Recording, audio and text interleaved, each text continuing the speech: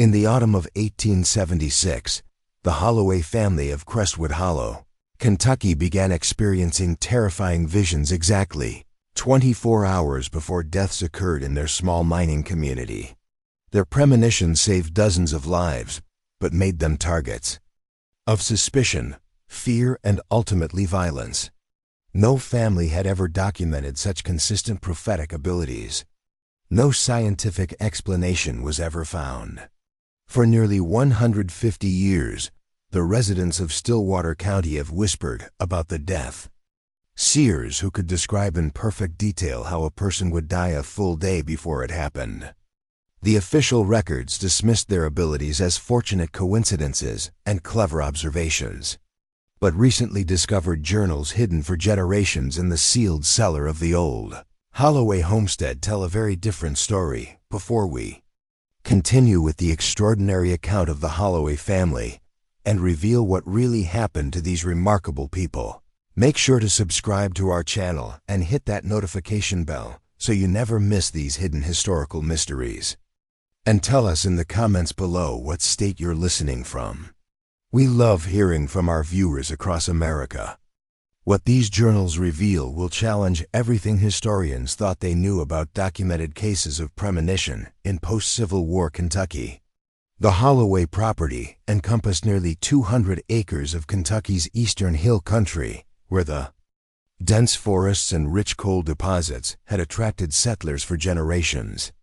Established in 1803 by English immigrant Josiah Holloway, the homestead had weathered political upheavals, economic hardships, and most recently, the devastating divisions brought by the Civil War and its aftermath. By 1876, the property was under the stewardship of Josiah's grandson, Everett Holloway, a man known throughout Stillwater County for his integrity, fair dealings, and unusual intelligence. Unlike many landowners who struggled after the war, Everett had successfully diversified the family's interests, maintaining a productive farm while also developing relationships with the coal mining operations that were rapidly expanding throughout the region. The autumn of 1876 promised stability for the Holloway family after years of uncertainty. The harvest had been bountiful, with corn, tobacco, and sorghum crops that would sustain them through the winter and provide surplus for trade. The nearby Whitfield Coal Company had recently expanded operations, providing employment for local men and increasing traffic to Everett's small general store that served the mining community. The Holloway household consisted of 8 individuals whose names would later become legendary in regional folklore. Everett, a widower of 45, headed the family with quiet strength. His children included 20-year-old Josephine, whose intelligence and education made her something of an anomaly for rural Kentucky women. 18-year-old Thaddeus, who combined his father's practicality with an unusual sensitivity. 16-year-old twins Abigail and Albert, known for finishing each other's sentences and sharing inexplicable connections. And 12-year-old Eliza, whose precocious nature and uncanny insights often unsettled visitors. Also living with the family were Everett's sister-in-law, Dorothea, who had never married and devoted herself to raising her sister's children after her death in childbirth, and Franklin Reed, an elderly former slave who had chosen to remain with the family after emancipation, considering the Holloways his own kin after 50 years of shared history. The Holloway home served as a gathering place for the surrounding community. Situated halfway between the Whitfield mining camp and the small town of Crestwood Hollow, their large farmhouse frequently hosted community meetings, church gatherings, when traveling preachers came through, and social events that brought together people from various backgrounds. The Holloways were respected for their fairness, hospitality, and Everett's reputation as a man who could settle disputes with wisdom and impartiality. To outside observers, the Holloways represented a success story of resilience and adaptation. A family that had maintained their values and prospered despite the turbulent changes sweeping through Kentucky and the entire South. But beneath this respected exterior The family harbored an extraordinary secret that would soon transform their lives and shake the foundations of the community around them. The autumn of 1876 wasn't just any season in America. The nation was celebrating its centennial while struggling to heal the wounds of Civil War.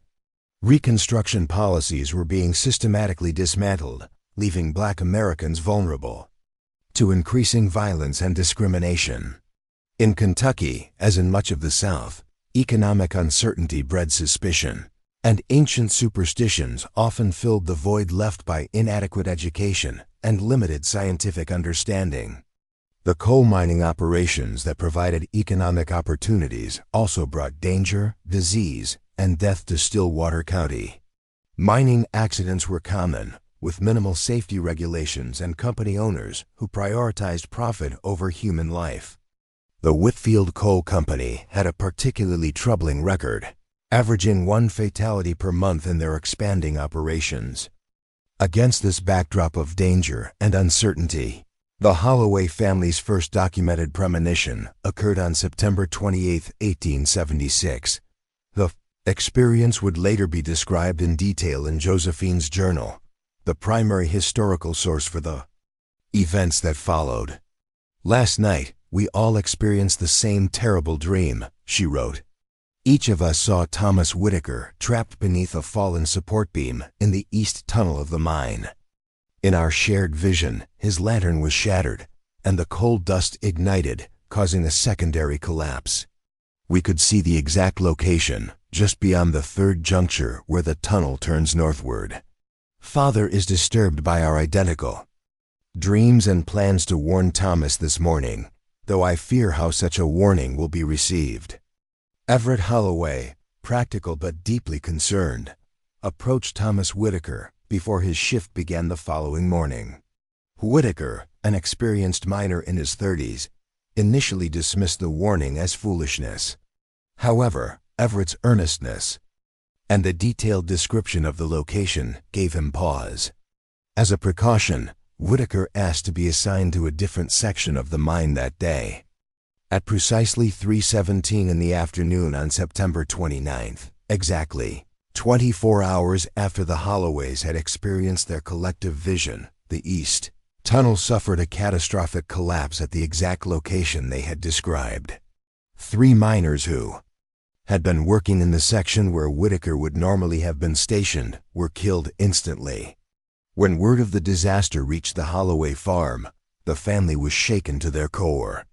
What they had dismissed as an unusually vivid shared nightmare had predicted a specific death with perfect accuracy. More disturbing still was the realization that had come to them collectively during their evening prayers. They could see Whitaker's death because he had been meant to die. Their warning had saved him but cost 3 other lives, men who had not appeared in their vision because they were not originally destined to be in that section of the mine. "The burden of this knowledge is almost unbearable," Josephine wrote that night. "We have altered fate, but at what cost? Father believes we have been granted this terrible gift for a purpose, but none of us can yet comprehend what that purpose might be. Tonight we pray for guidance and for the souls of the men who died in Thomas's place."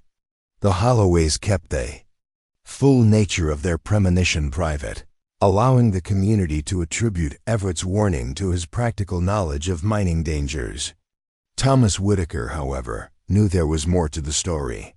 He began visiting the Holloway farm regularly, drawn by gratitude and curiosity about how they had known of the danger awaiting him. For nearly 2 weeks, the family experienced no further visions, allowing them to hope that the shared nightmare had been an isolated incident. That hope was shattered on October 12th, when all 6 Holloways and Franklin Reed woke from troubled sleep at precisely 2:43 in the morning, each having witnessed the same terrible scene. Local physician, Dr. Harold Pemberton, bleeding to death after his horse threw him against a rocky outcropping on the north road to town. In their vision, the doctor's skull was crushed against a distinctive boulder, his medical bag contents scattered across the autumn leaves. This time, there was no debate about whether to issue a warning. Everett and Thaddeus rode to the doctor's House before dawn, arriving as he prepared for his morning rounds.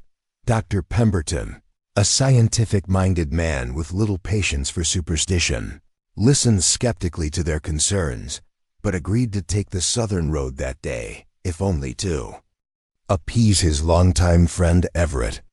At 2:43 the following afternoon, a violent thunderstorm spooked several horses in town, including one that bolted directly into the north road, the path Dr. Pemberton would have been traveling had he not changed his route. The runaway horse collided with a lumber wagon, causing the fatal accident that took the life of the wagon driver. When word reached the Holloways, the pattern became unmistakable. They were seeing deaths 24 hours before they occurred, with perfect accuracy as to time, location, and circumstance. Dr. Pemberton, shaken by his narrow escape and the precision of the warning, visited the Holloway farm that evening.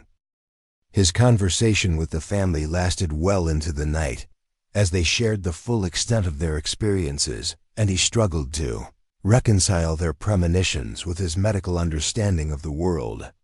"I cannot explain what gift or curse has been visited upon your family," he finally told them, "but I cannot deny the evidence before me.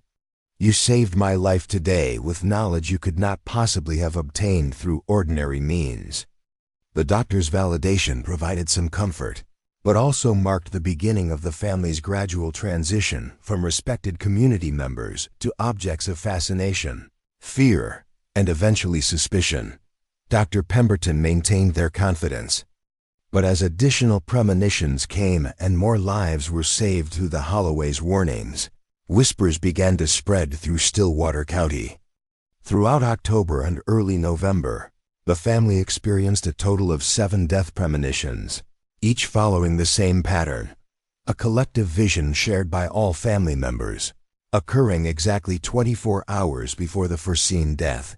In each case, their warnings prevented the specific individual from dying, though the Holloways noticed with growing horror that death still claimed victims, just different ones than those in their visions. Josephine's journal documented their increasing distress as they realized the implications. "We are not preventing death, merely redirecting it.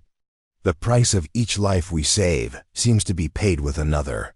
We bear the terrible burden of choosing who receives our warnings, knowing that death will claim someone regardless of our intervention."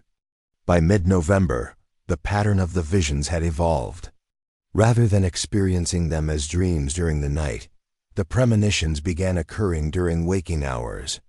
The family would simultaneously fall into brief trances lasting between 30 seconds and 2 minutes, during which they witnessed the impending death in vivid detail.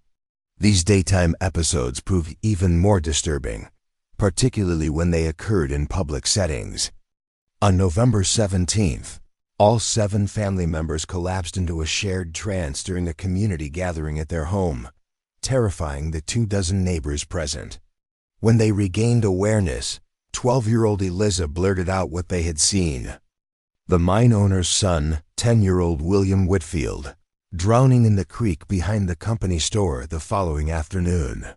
The public nature of this premonition transformed the community's perception of the Holloways overnight. Some witnesses fled the house in terror, spreading word of the possessed family throughout the county. Others, including the mine owner Preston Whitfield, demanded explanations for what they had witnessed. Everett, understanding the danger their gift now presented, made the difficult decision to be transparent about their experiences. He explained the pattern of premonitions to those present, including their accuracy and the apparent rules governing their visions. "We see death approaching those whose paths cross with our family," he explained. "We see it exactly one day before it is meant to occur. We cannot control these visions, nor do we fully understand why we have been chosen to receive them.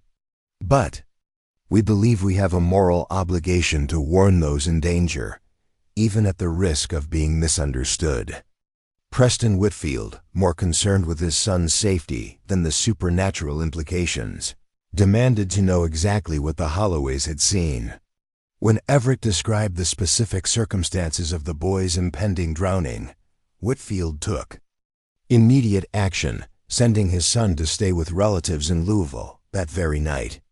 The following afternoon, as predicted, the creek behind the company store flooded after a sudden downpour. 2 local children who had been playing near the water were swept away by the current. One survived by clinging to overhanging branches. The other, 9-year-old Samuel Jenkins, drowned at precisely the time and place the Holloways had foreseen William Whitfield's death. This incident crystallized the community's conflicting reactions to the Holloway family's abilities.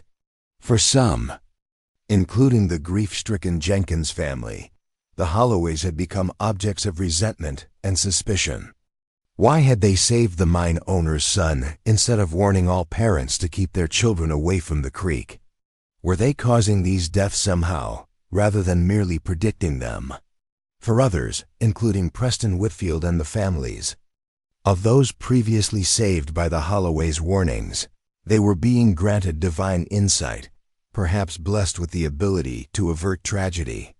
These supporters began visiting the farm regularly, hoping to benefit from any future premonitions that might affect them or their loved ones. A third faction, led by Reverend Thaddeus Stone of the Crestwood Hollow Baptist Church, viewed the Holloway's abilities as distinctly unnatural and potentially demonic. Foreknowledge of death is not granted to mortals through divine channels, he proclaimed in his Sunday sermon on November 19th.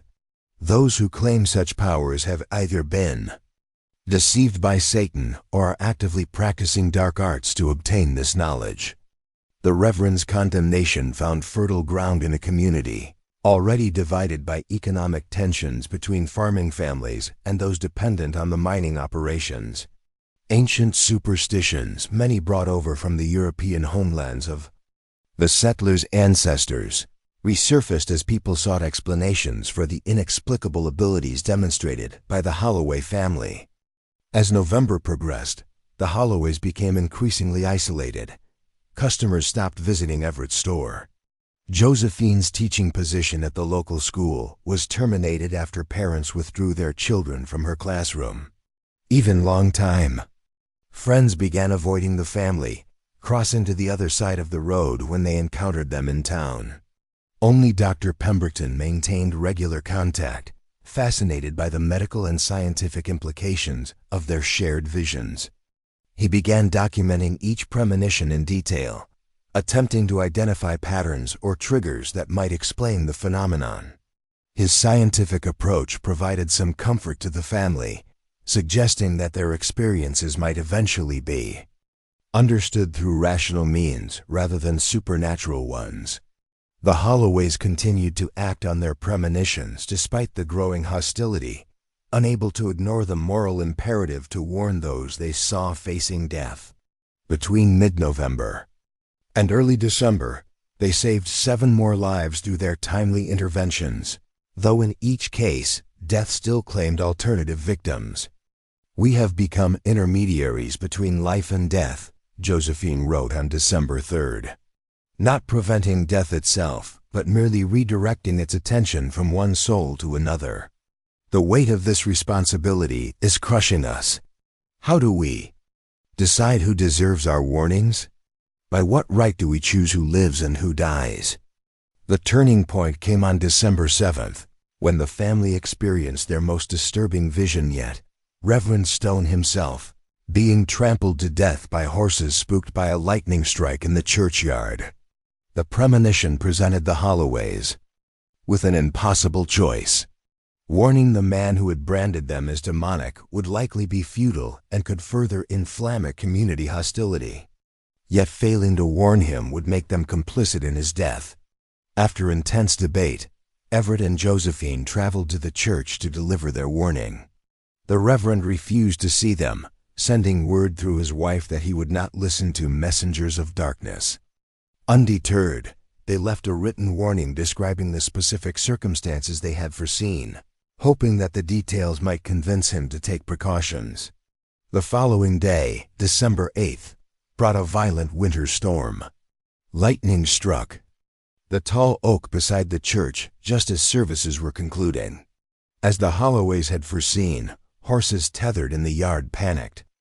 But Reverend Stone, having read their warning despite his public denunciation of the family, remained safely inside the church rather than attempting to calm the animals as he normally would have done.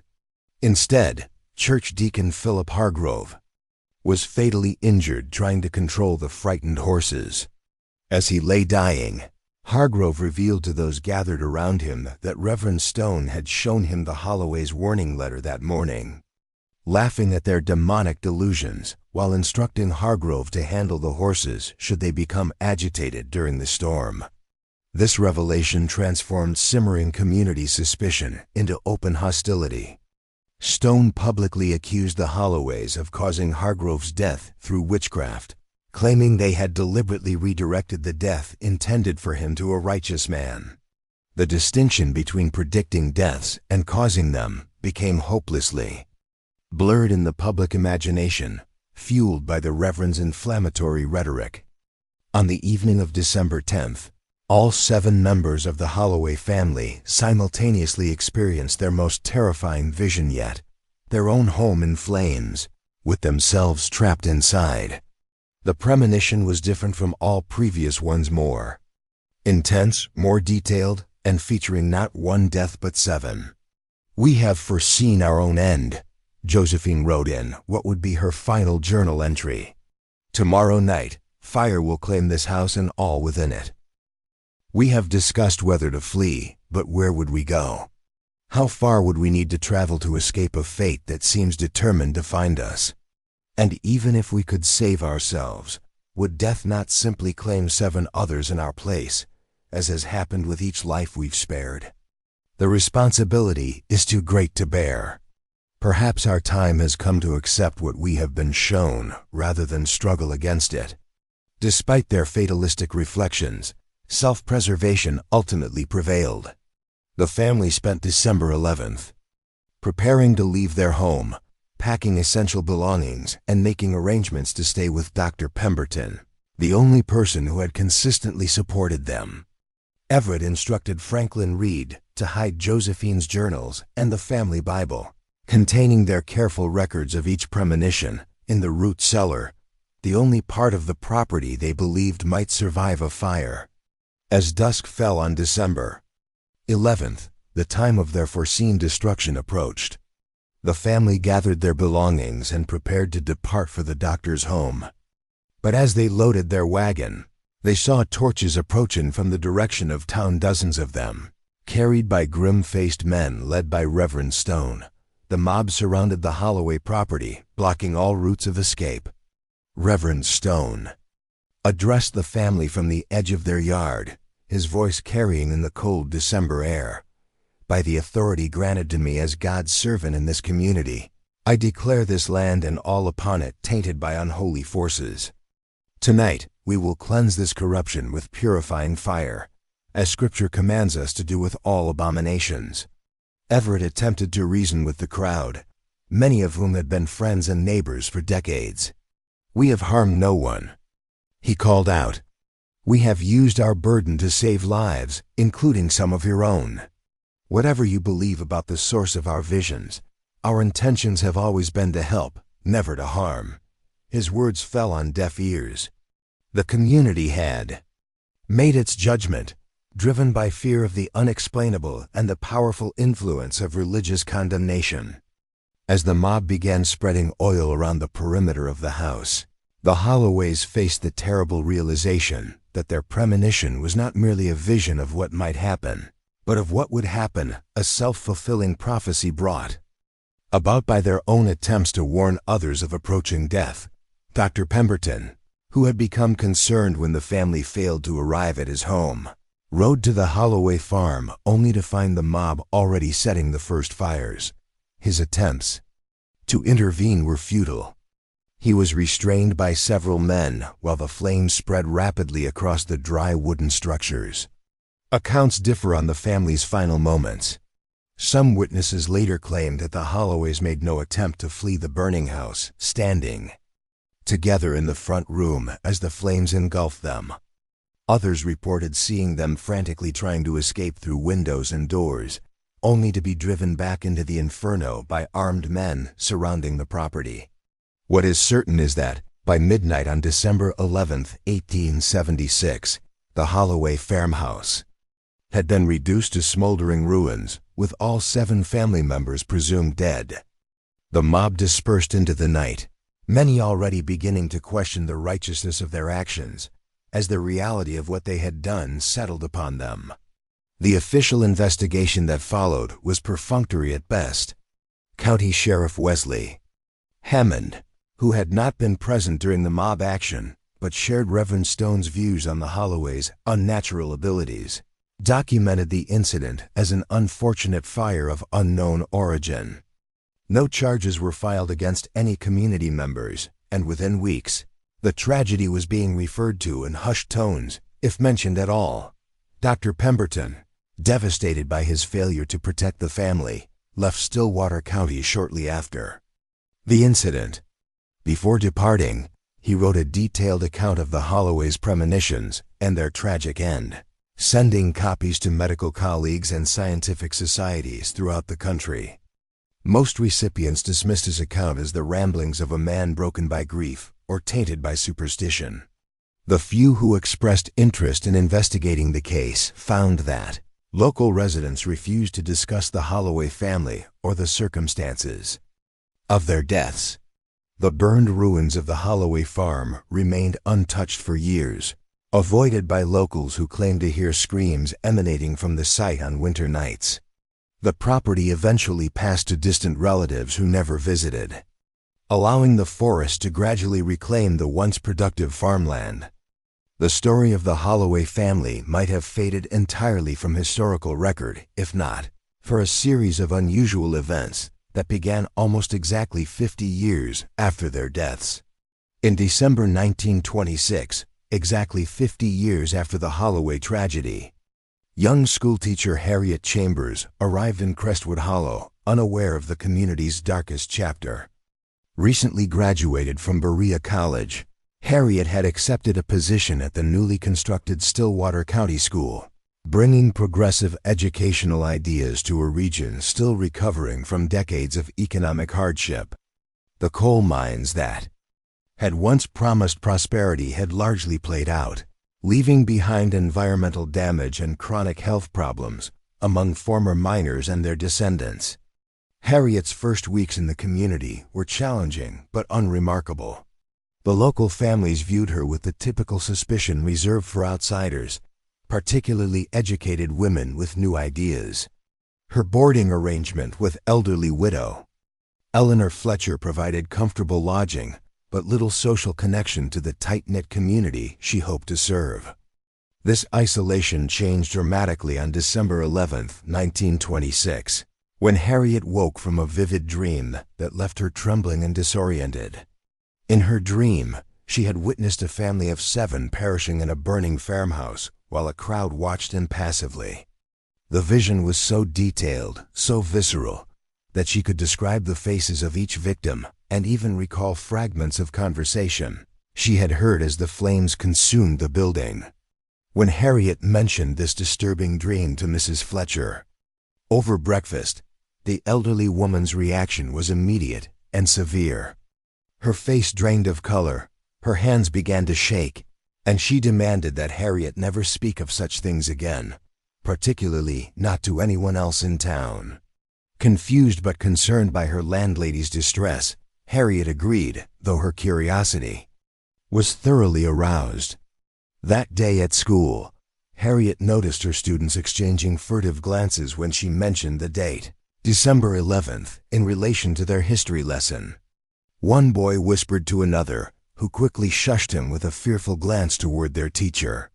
The atmosphere in the classroom felt charged with unspoken tension that Harriet couldn't understand but found impossible to ignore.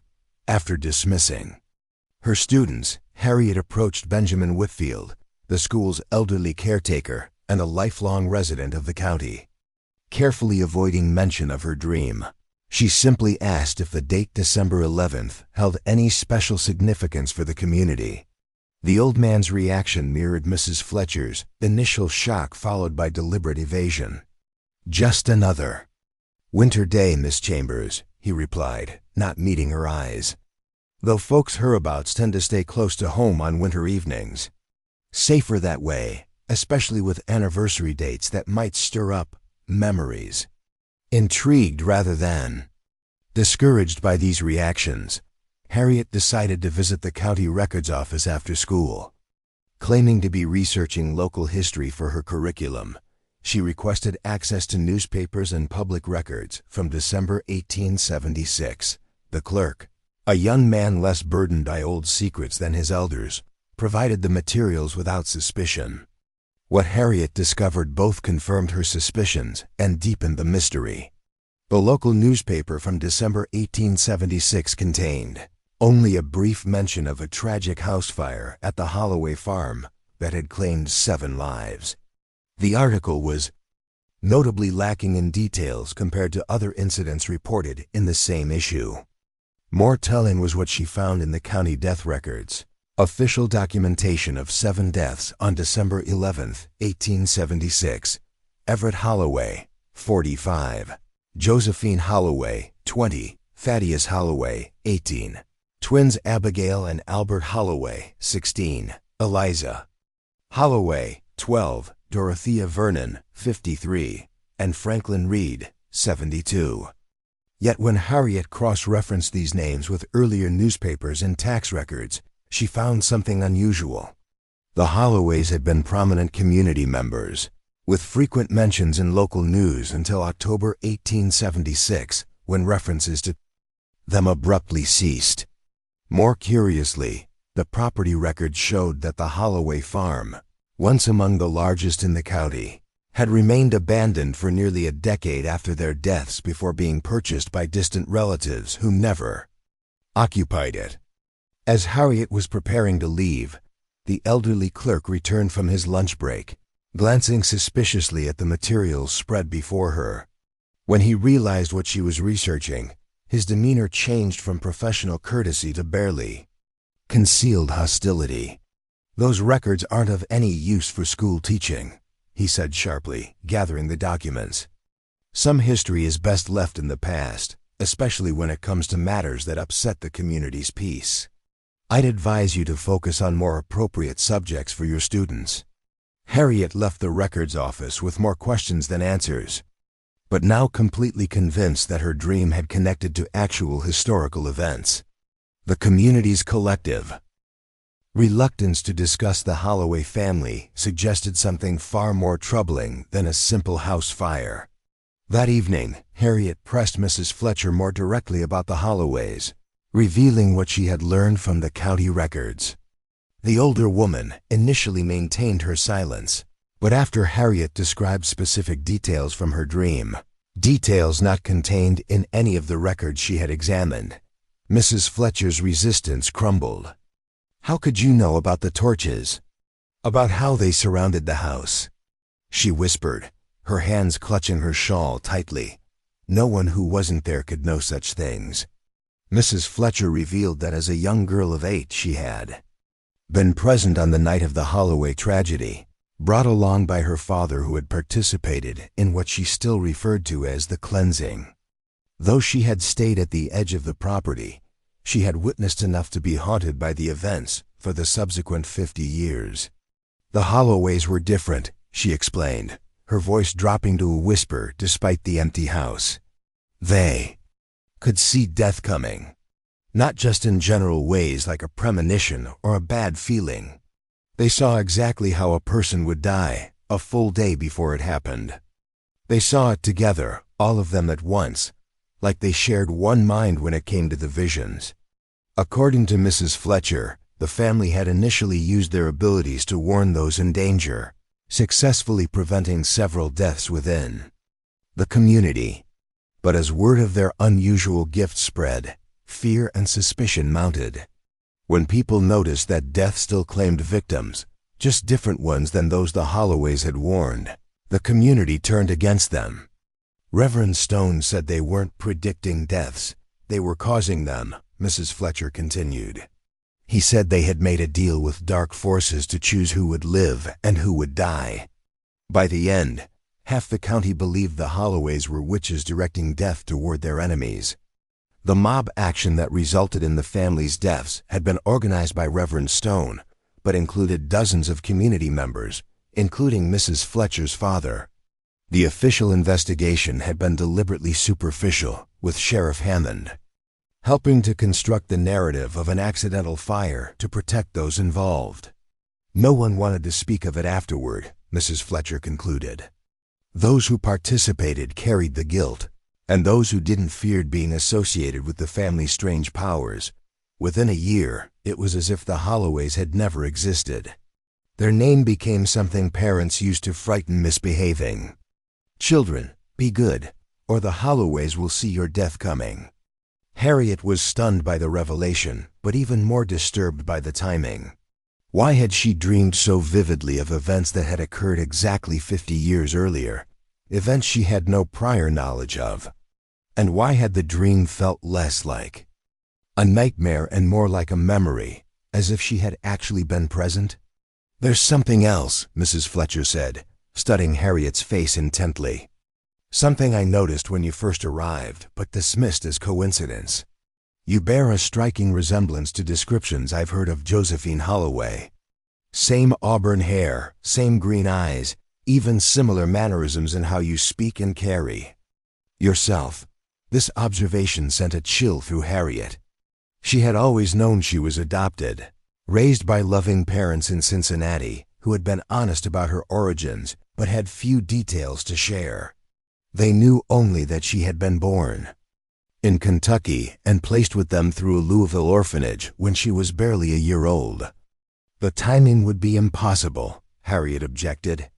"The Holloways died 50 years ago. I'm only 23. I'm not suggesting you're one of them," Mrs. Fletcher clarified. "But Josephine was engaged to be married in the spring of 1877. There were rumors she might have been with child, though nothing was ever confirmed. If there was a baby, somehow removed from the household before that terrible night, the possibility that she might be descended from the Holloway family gave Harriet's investigation new urgency. The following day, she visited the site of the Holloway farm, now largely reclaimed by forest, but with stone foundations still visible beneath decades of vegetation. As she walked the overgrown property, Harriet experienced a strange sense of familiarity, recognizing features of the landscape she could not possibly have seen before. Near what must have been the main house, Harriet felt drawn to a particular spot where the ground seemed slightly depressed.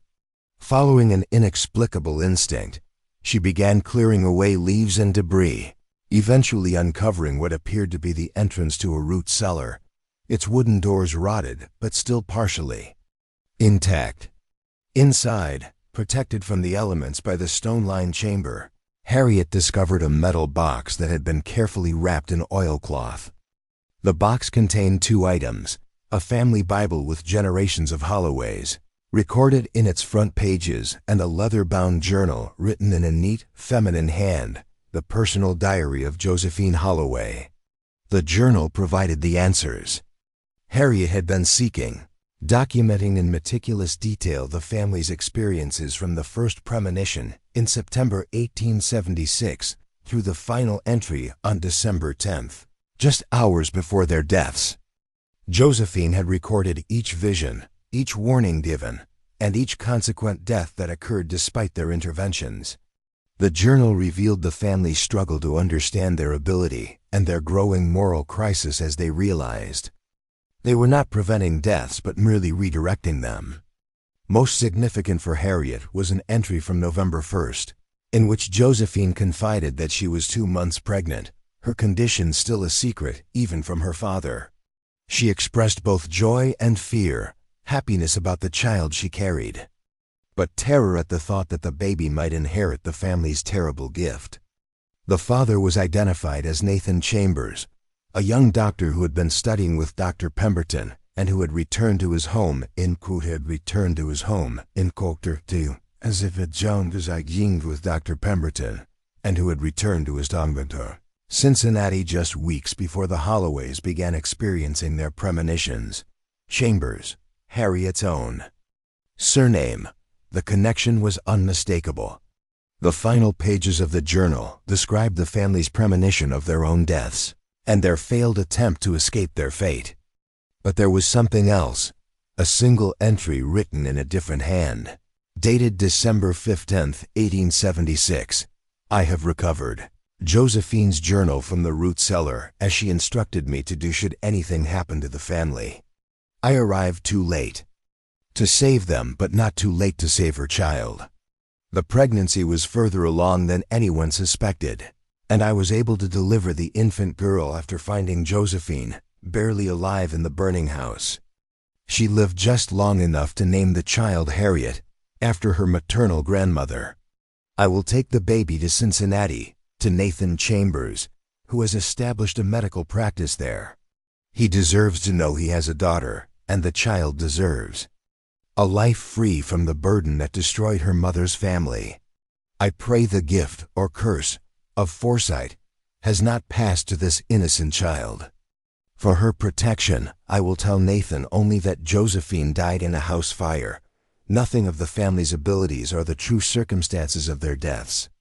This journal and the family Bible I leave here, hidden where Josephine intended, should the child ever return seeking answers about her origins. May God grant her a life of peace, free from the terrible clarity with which her family viewed death's approach. Harold Pemberton, M.D. The discovery left Harriet reeling. She was indeed Josephine Holloway's daughter, saved from the fire by Dr. Pemberton and delivered to her biological father, who had raised her as his adopted child rather than his biological daughter, perhaps to avoid the scandal of an illegitimate birth, or perhaps to further obscure her connection to the Holloway tragedy. More disturbing was the realization that her dream might not have been coincidence or even some kind of genetic memory, but potentially the first manifestation of the same ability that had led to her mother's death. Had she inherited the Holloway gift of foresight? And if so, what did that mean for her future? With the journal and Bible carefully wrapped in her satchel, Harriet returned to her boarding house, her mind whirling with questions. She found Mrs. Fletcher waiting anxiously on the porch, clearly relieved to see her return safely. "You went to the old Holloway place, didn't you?" the older woman asked, noting the dirt on Harriet's shoes and clothes. "Did you find anything?" Harriet hesitated, unsure how much to reveal. But something in Mrs. Fletcher's expression, a mixture of fear and genuine concern, convinced her to share at least part of the truth. "I found confirmation that I am indeed related to the Holloways," she admitted. "Josephine was my mother. I was born the night of the fire, delivered by Dr. Pemberton after he found her dying in the burning house." Mrs. Fletcher gasped, crossing herself instinctively. Then the rumors were true. There was a child. She studied Harriet's face with new intensity. Have you experienced anything unusual? Any dreams or visions besides the one about the fire?" Harriet shook her head, nothing else. "But the dream about the fire came exactly 50 years after it happened. That can't be coincidence." "Perhaps it's not the same gift," Mrs. Fletcher suggested hopefully. "Perhaps it's just a daughter connecting to her mother's tragedy across time, not the actual ability to foresee death." "With you privately," he said, his voice low but insistent. "It's about your interest in the Holloway family." Mrs. Fletcher invited him inside, where Benjamin revealed his own connection to the tragedy. He was the grandson of Preston Whitfield, the mine owner whose son had been saved by the Holloway's warning about the creek flooding. Unlike most in the community, the Whitfield family had never believed the accusations against the Holloways, having personally benefited from their ability. "My grandfather tried to stop the mob that night," Benjamin explained. "He gathered a few men who had also been helped by the Holloway's warnings, but they were outnumbered. By the time they arrived at the farm, the fire had already taken hold." According to Benjamin, Preston Whitfield had spent years quietly investigating the circumstances of the Holloway's deaths, collecting testimonies from reluctant participants, and documenting the true history of what had occurred.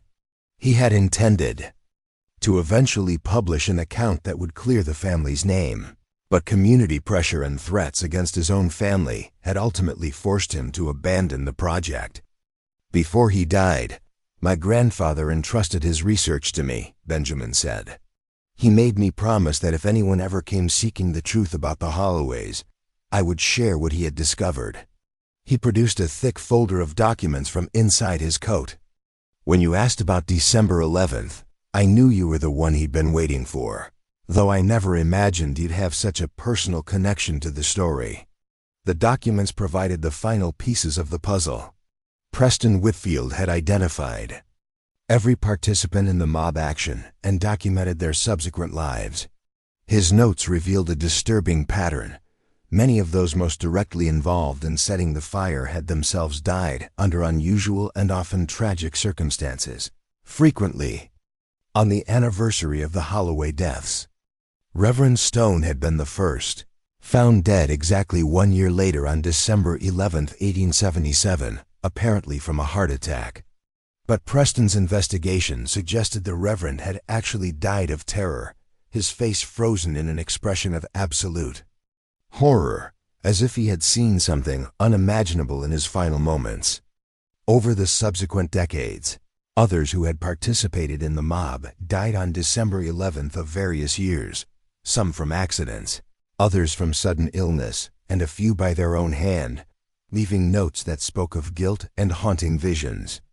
"My grandfather became convinced that the Holloway's gift didn't die with them," Benjamin explained. "He believed their final collective premonition somehow extended beyond their deaths, allowing them to foresee the deaths of those who had murdered them. Not just foresee, but perhaps even influence the timing, ensuring that justice would eventually find their killers." This revelation struck Harriet with the force of physical blow. If Benjamin and his grandfather were correct, then the Holloway gift was more powerful and more terrifying than even the family themselves had realized. It suggested that their abilities transcended death itself, reaching across time to claim retribution against those who had harmed them. And now, 50 years after the tragedy, Harriet, Josephine's daughter, had dreamed of the fire. What did that mean for her own emerging abilities? Was she simply connecting to her family's past, or was she manifesting the same gift that had led to their destruction?